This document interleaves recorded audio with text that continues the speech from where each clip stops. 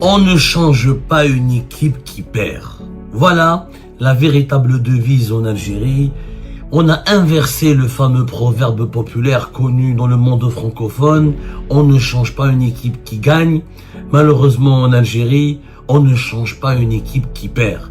C'est plutôt le proverbe ou le nouveau proverbe Made in Tebboune ou Made in Algérie de Tebboune qu'on pourrait utiliser pour signifier ou pour désigner la méthode utilisée aujourd'hui par le chef de l'État algérien Abdelmadjid Tebboune afin d'organiser ou de gérer les affaires publiques de l'État. Abdelmadjid Tebboune, selon nos investigations, mesdames et messieurs, se dirige vers une décision qui va beaucoup choquer.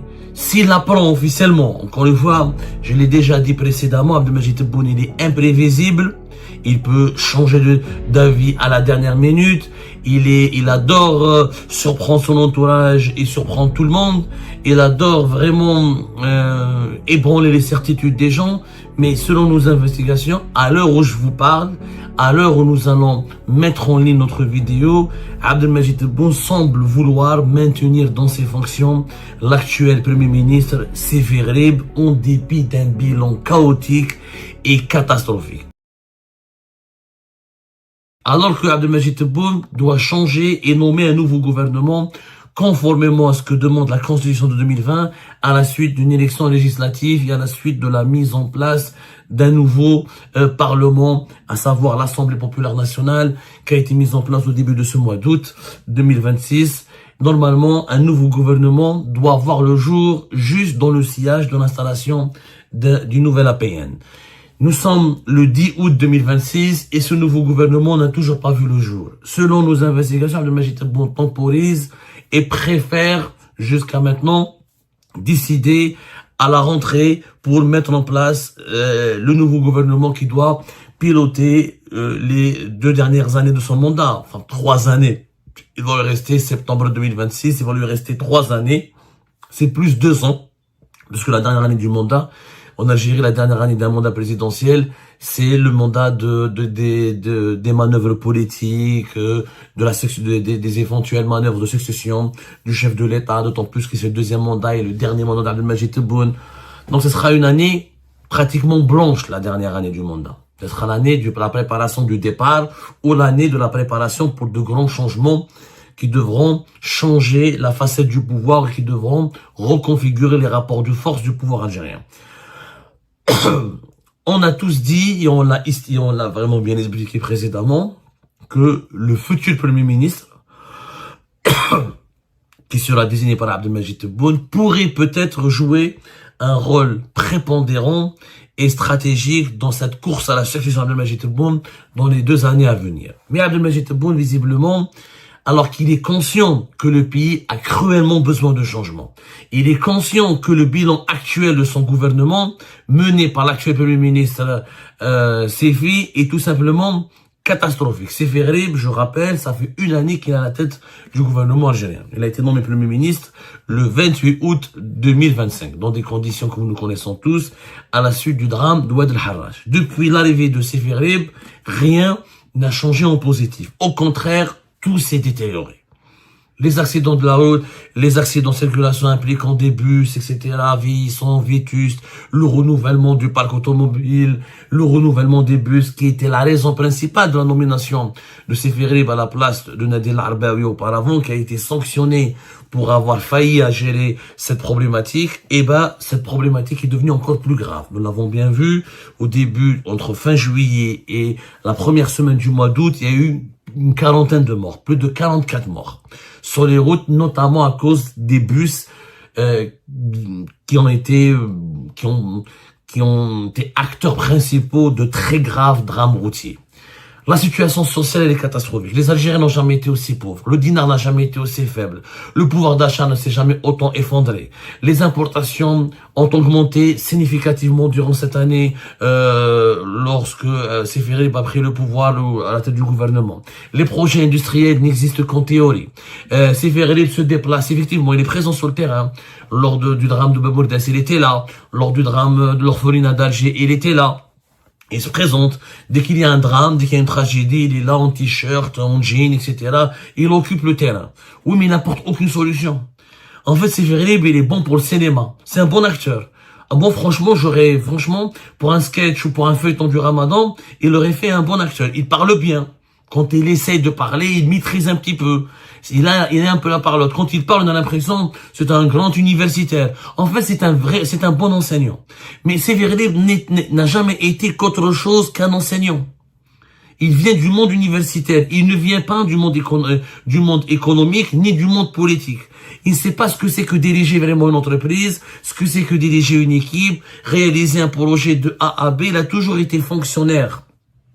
Il n'a pas le charisme, il n'a pas un projet, il ne connaît pas le fonctionnement réel de l'État, il n'a pas une connaissance affûtée du fonctionnement des appareils de l'État, il ne connaît pas les nuances des rapports de force au sein du régime, il n'a pas de conscience politique, il n'a pas de vision politique, c'est pas Ouyahia, c'est pas un Selel, c'est pas un Belkhadem.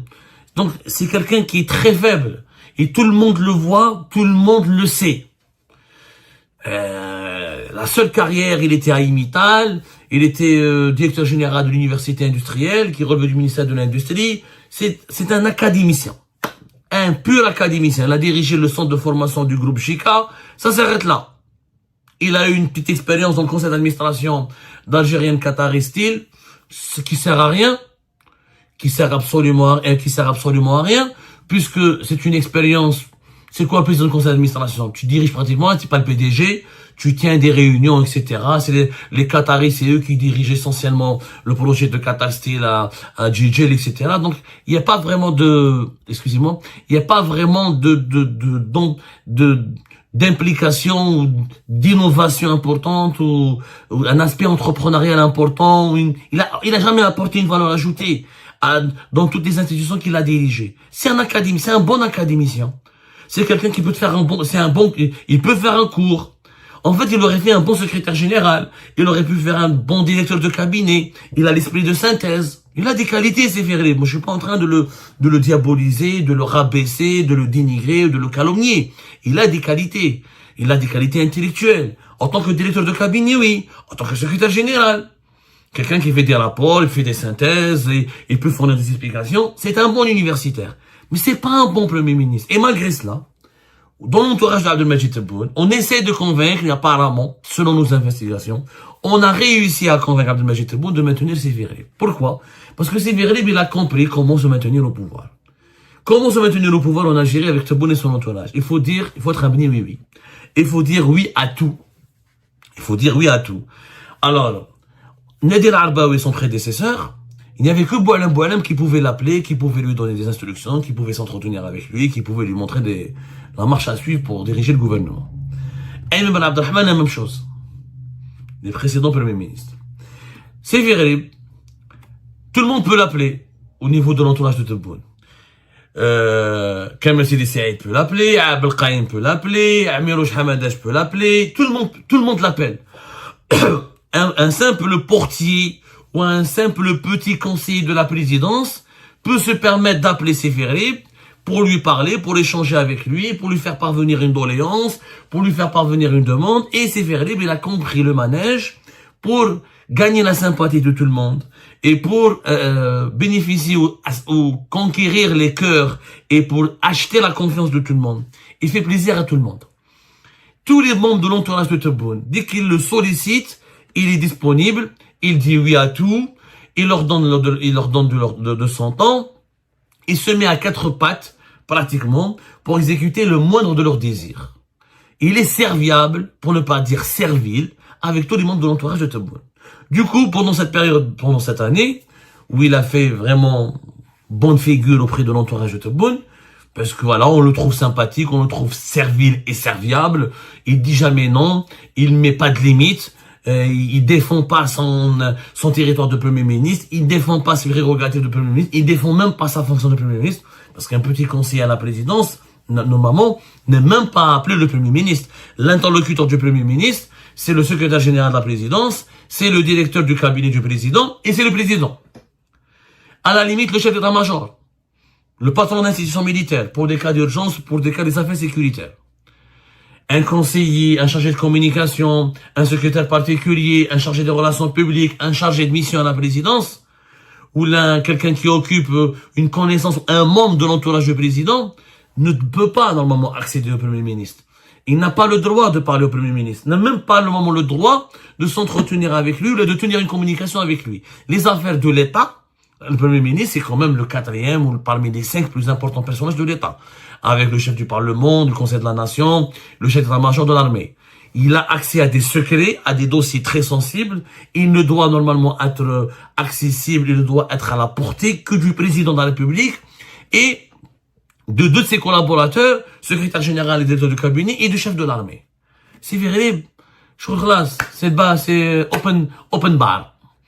C'est vrai, sur un barman. Il est prêt à servir, il sert des verres, il offre des boissons et des cadeaux à toutes les personnes qui le sollicitent. Du coup, il est apprécié. Et comme il était question de le remplacer, parce que son principal parrain, il est parti. Boualem, on a raconté l'histoire de Seferelib. Seferelib, c'était Nasser al-John qui l'a parrainé. Ensuite, Nasser al-John l'a présenté auprès de Boualem. Ensuite, il y a eu le feeling entre lui et Boualem. Boualem l'a pris sous ses ailes. Boualem, il s'est retiré. Maintenant, il est en retrait à cause de sa maladie. Il est en disgrâce. Seferelib, qu'est-ce qu'il a fait? Il a fait un spectacle de danse orientale, la danse du ventre, auprès de tous les entourages de Tebboune. Donc, tout le monde l'apprécie. Tout le monde l'aime bien, ce petit garçon sympathique qui parle bien, qui dit jamais non et qui dit oui à tout. Et on veut le garder. Sauf que Abdelmajid Tebboune, en le gardant, il perpétue le statu quo. Un statu quo qui est catastrophique pour le pays. La situation du pays est catastrophique, on l'a bien vu.